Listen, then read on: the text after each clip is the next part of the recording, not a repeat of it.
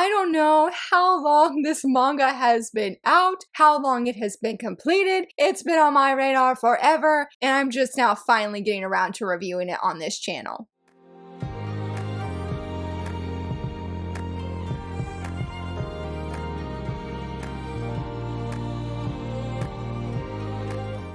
Hello friends, happy Friday. So very excited that you're here. I have a new manga review up for today, manga recommendation, and I am super duper stoked. Like I said, I don't know why it took me so long to read this, especially since I love volume 1. The hoops I went through to get volume 1 physically, but I took forever. It took forever, but I am fixing that. I have changed that because I finally read it, and that is the Savior's Book Cafe story in Another World. This manga is so popular, and I feel like so hyped, and I feel like it's rightfully deserved after finally reading all 5 volumes, because volume 1, I remember I went out with my friend Meg. We did a book shopping or manga shopping haul. We went out for my birthday, and I remember she was like, Laura, you need to read this, and she literally put it in my hands and was like, try it out. I liked what I read then, but I was like, you know, I think I'm gonna wait. I'm gonna check out some other stuff. Funny enough, I actually unhauled the one manga that I got in that video, but anyway, so I waited, and I should have never waited because then it was out of stock everywhere and I couldn't find it. So I ended up reading it digitally, and then I did find a copy of volume 1 because I back ordered it on Books A Million, and then I found another smaller bookseller that they had it and I got it. Anyway, that was a long ramble that you didn't ask for, but I went through all of that just to get volume 1, and then I read it, absolutely loved it, and I was like, you know, we're going to wait to read the rest of the series until it has been completed, because I just really feel like this was a series that I would want to binge read all at once. And I was right. This was absolutely wonderful. But now that I have rambled, let me tell you what this manga is about in case if you're not familiar with it. So this manga is about our main girl. Her name is Tsukina, I believe is how you say her name. She is a 30-something in Japan. She's very happy with her life. Things are pretty easy, chill. She likes her job. She has good coworkers, good friends, and she just loves reading. Well, one day, this orb who calls himself God, he comes to her and he says, hey, I'm gonna teleport you to a new place and you're gonna be the savior of this land. How's that sound? And she's like, no, that sounds horrible. I don't want to go and I don't want to do it. And he's like, whoa, whoa, whoa. That's not part of the plan. Like, there was actually no option. You're going to go whether you want to go. And she's like, I don't want to be the savior. I don't want to have to go fight and defend this land in this other place. She's like, no, I just want to stay, read my books. I'm happy where I'm at. That, again, was not an option. And so the orb tells her, like, you can ask basically for any wish and I will help fulfill it so that you can be happy in this other place. And she's like, anything. I can ask for anything. And he's like, yeah, that's fine. So what does she wish for? A book cafe out in a cozy place. Then she asked for multiple powers, sort of with that, in the sense of like things to help this book cafe flourish. Like, one of those magic abilities that she gets is that she can use magic on the book so that if anything were to spill on it or get food on it, it would not damage the book. It would stay pristine condition. Like, hello, that's some amazing magic right there. All of her magic basically centers around this book cafe. And so she ends up going to this other world. She's very happy. She's living her life, her dream of opening this book cafe. But this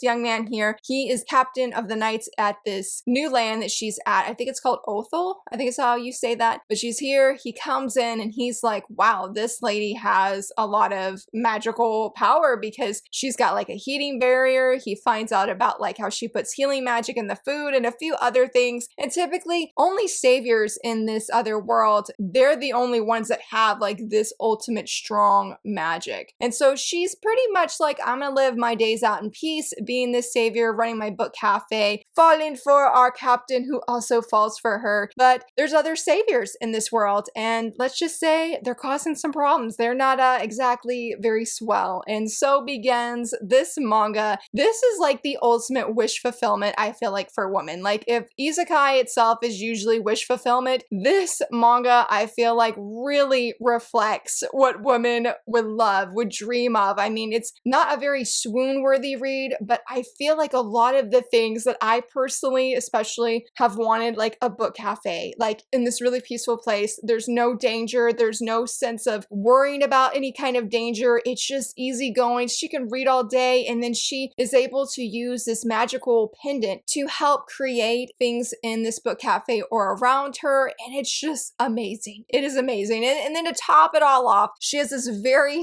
very clean and sweet romance with this captain who is head over heels for her. Like, it was just very satisfying throughout this entire series, every volume of seeing her just pursue this dream that I feel like so many of us would ultimately just love to have, like that book cafe. Like, I just can't get over that. I love this first volume. This was my third time, I think, reading it, or my second time now, and it was just as amazing as it was the first time. I was squealing, kicking my feet throughout the whole thing. It really just, it fulfills everything that I would love to have as a book nerd, and I really, really enjoyed following Tsukina on this journey and seeing her be able to fulfill that dream that she had, that she never imagined it. But things were not always like super smooth going, and I will just say there'll be no spoilers in this video, so please don't worry about that there. But I thought with volume 1, with how fluffy it was and how, you know, there's no danger, I was totally taken aback with volume 2, and I literally gasped out loud because you can see that things have shifted. There is some danger that's lurking, and there is some frustration, and it's coming from this other savior. Keep in mind, Tsukina has not told anybody that she is the savior, and I really, it sounds weird to say, but I really enjoyed in the second volume seeing her struggle of, should I tell, you know, the man that she's in love with, should I tell him my identity, that I am the savior, that I have the capability and the abilities to help save people from the danger that is happening? I thought it was a really nice added element and layer to this story, so it's not just this wholesome, fluffy read. I mean, it still is that for sure, but I really feel like this second volume shows, like, okay, you have your book cafe, Tsukina, but it's not going to be where you can literally just stay in your cafe all day and read books. No, things are happening in this town, and you have to make a decision of being here. Even though you're from Japan, are you going to help save these citizens in this world, or are you just going to sort of kick back and be like, well, this really isn't my world. I don't have to really, I wouldn't say wouldn't care because that sounds heartless, but I don't really have to do anything because this isn't my home. This isn't my world. But I love how really Tsukina herself, that she changes and she blooms throughout this series. Because while yes, that is true, and that she's not a citizen of this world, she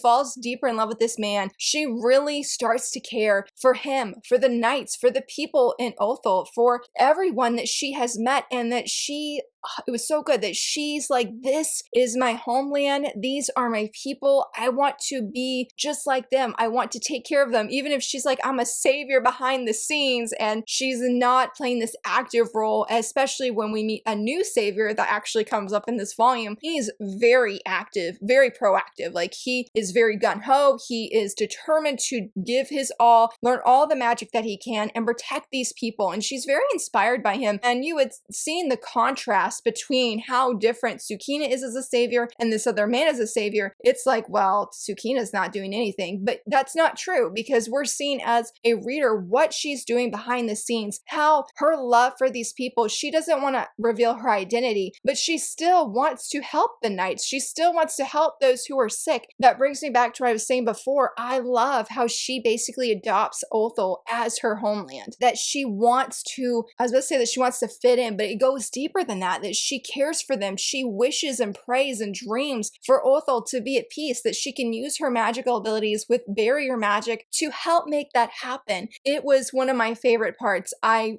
really found a beautiful and just, I was going to say connection, but just a, I guess connection would work, but a beautiful connection with that, of how she changed as a person. And there was a quote, I think it was actually in this fourth volume, of how love changes people. And it's so true that love changes you, whether that's a romantic love or a love with a friend or, you know, with family members, love changes you. It changes how you view the world. It changes how you view other people, the way that you think and the way you view things. And that is so true for Tsukina. Like, we see that grow every single volume, and I really loved seeing that unfold and play out in these last two volumes, especially I think in the final volume. I mean, there were great things in this volume, but there's definitely some more danger that's lurking and things are going on. Thankfully, everything was okay with the other savior because that is a sunshine character, and I immediately latched onto that young man. I was like, he must be protected at all costs. And I'm like, I was so thankful. I would have been heartbroken. That is how attached I got to that character. But I thought this final volume was so beautiful and so wonderful because you see God, the orb, come to her and they have this really touching conversation. It's not long. It's only maybe a handful of pages. But in that conversation, you see how much Tsukina has grown. You see who she was in the beginning, that she's like, whatever, if I'm gonna be stuck in this world, I'm just gonna have my book cafe and I'm gonna pursue my dream and read books all day. To now, yes, she still wants to do that, but she also wants to do what she can to protect these people. It was very, very beautiful, and I felt like that was the moment that I got really emotional, and just having that realization of like, wow, Tsukina has come so far, and seeing her change and her love for this new world was very rewarding. Again, very satisfying, and I loved it. I felt like it just hit me really hard, and the ending was perfection. I really thought this was a strong, satisfying ending to the series, but I was taken aback because, like I shared earlier, this is a like fluffy series, but I was surprised that we do have some danger and lurking things that are happening in volume 5, and I really didn't expect that. Okay, I was here for some fluff, and I got some fluff, but I got something much more. There were great friendships, though specifically this one friendship, and I loved seeing it bloom and unfold in the later volumes, and how that character was so instrumental in Tsukina's life. Not just because of things that were happening that would be like, well, we don't really want that character involved. No, but on a deep level, like Tsukina tells them, you're, yes, a regular at my book cafe, but you are my first friend that I've made outside of her, you know, the man that she loves. Really love that, especially too because you don't know the gender of this person. And I really love how Tsukina, she never knows if they're male or female, but she's like, it doesn't matter. At the end of the day, I'm thankful for their friendship, and I don't want to ask, like, after all this time, like, oh, are you a male or female? And I really loved how other people, like, it didn't matter either. Like, they just cared for this person. It was a very special element in this story that I just really, really appreciate. No, it doesn't happen out through the whole series, like this overarching theme, but just the importance of friendship and that gender doesn't matter was really special to me. I really liked it. I really liked the character, and I really loved how things turned out in the end for that character, because I really felt like this was just going to be a happy, fluffy series. And so I feel like when there was lurking danger, thankfully, like not like massively where, you know, like, oh, is this character gonna, you know, not make it? No, not that deep of danger, but enough where, you know, there's some real alarm. There's some real fear that's happening for these people, for these characters, and wanting them to be okay. And I never expected that based off of how volume 1 was. I thought it was going to be like a nice, cool, casual, fluffy story throughout the entire thing. And we get that, but it's not just that. So I would just say, as a warning, so to speak, like, this isn't just fluff, but the fluff is strong. When it came to the romance, I mean, you could see from the covers alone just how cute these two are. I loved their relationship so much. It was so nice having this adult relationship where these two are straight like book readers. I love how when you get some of like the bonus stories at the end and how they talk about how they would stay up till midnight to read, or like dawn would almost be breaking and they're still been reading, how they get really excited to talk to one another about what they're reading. Also, there was like a joke, I don't know which volume it was, maybe it was this one. He's like, oh, the end of this was really good. She's like, hey, no spoilers, please. And he's like, oh, I'm just joking with you. And so I love how they have that passion between them, and they go to like book festivals, and they're not necessarily homebodies, but like I love when things later when they're together and they're like, okay, what would you like to do on your day off, basically? And they're like, you know, I sort of just want to stay home and read. I'm paraphrasing, but that's what they wanted to do. And she's like, yeah, that sounds really great. And I'm like, man, this is such a vibe. This is such a mood. And I feel like like the relationship is very much goals. It reminded me a little bit of me and my husband since he's like finally gotten into manga and anime. Granted, he got into manga, but then anime took over, and it's really nice to be able to talk to your significant other about your passion, about, in this case, stories that you both love, and hearing what the other person thinks and being able to share, you know, ideas about like, hey, what's going to happen next, or thoughts that you had on this certain character or this certain situation. It is very special, and I feel like their relationship throughout this entire series really captures the beauty of love, the beauty of sharing, again, that passion with the person that you care for and want to spend the rest of your life with. It was very special, and it's shown to be very special, and was definitely another element to this story I really love, because I feel like there are many elements when I think about of like what I super enjoyed. Heart-moving story. It had fun moments. The art was very nice. Seeing the romance unfold was deeply satisfying. Sometimes I feel like things were maybe brushed over, but not in the sense where like it felt rushed. But I definitely feel like when the danger amps up in volumes 4 and 5, that there probably was a lot more that was happening in the light novels that we just didn't see. I did not feel that was like a deal breaker for me. I felt like when I was reading some reviews that people did feel that. I was, though, when it came to volume 3, I'm not gonna lie, I was a little bit worried, because for a second it looked like there was gonna be a love triangle. Obviously like a one-sided one, because Tsukina and our ship here, they're good. Nobody is breaking up that ship at all. But when this other person arrives on scene, I was like, no. I'm like, please, please, please don't go down this route. And so I think of any volume that maybe I enjoyed the least, I enjoyed all of them, it would just probably be this one. And I feel like because we didn't have as much romance this volume, there's things that are happening where it's leading up to the upcoming volumes, or to the later volumes, I mean, our couple just couldn't be together quite as much. I mean, I still super enjoyed it, and let me just show this double page spread. I love this. I love when we have characters that wear glasses and that they keep their glasses on for the duration of the series. I know that I've talked about or at least I think I did, or I know I thought it, but like with Saint's magic powers omnipotent, would say she wore glasses in the beginning, but she used potions to help improve her eyesight. And I felt that made sense to me, because it wasn't just her eyes. She used potions to improve like the healthiness of her skin, have better moisturizing products, and a few other things. So that made sense to me, but I especially loved how Tsukina, she still wore her reading glasses through the duration of the series. Like this was in volume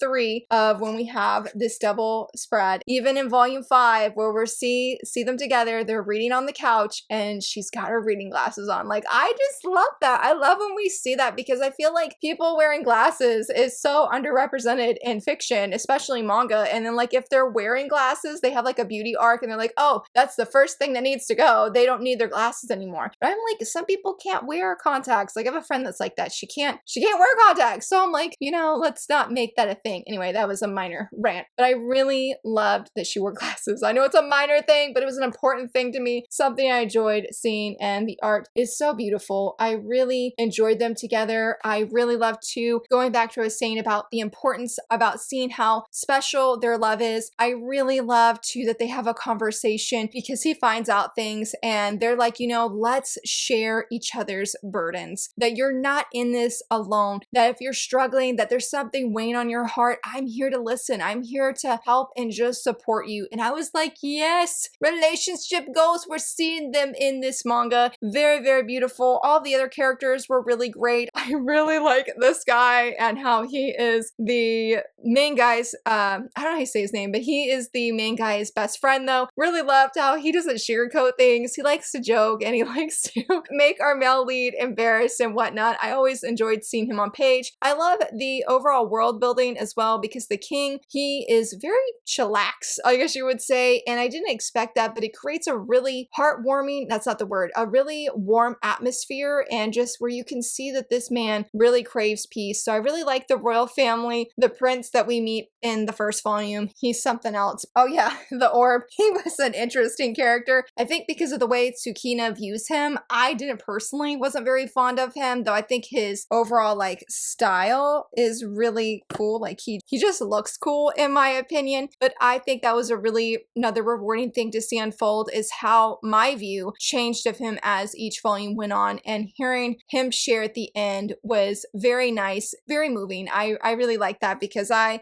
say he was probably like my least favorite character besides like the first savior that we meet. So I felt a little bit bad for her, to be honest, but outside of her, I think he was like my least favorite character, and so I was glad that my view changed of him, and I actually really liked him by the end. So I love this series. I'm so glad that I read it. I'm so glad everybody encouraged me to pick it up and read it. The Instagram shoujo community, they be winning all the time. They be recommending stuff to me, and I'm like, it's so good. I love it. I just want to keep reading it. This one I felt wrapped up really well. I don't think I'd want any more volumes. I felt very happy and very satisfied. Definitely could see myself coming back to rereading this again, because it was special, it was fun, and a great time. But I would love to hear from you, friends. Do you enjoy reading isekai, especially isekai geared towards women? Are there other manga maybe that are similar to this that you would recommend? I would love to hear from you, friends. And if you enjoyed this video, please give it a thumbs up and subscribe. And thank you so much for watching. Bye!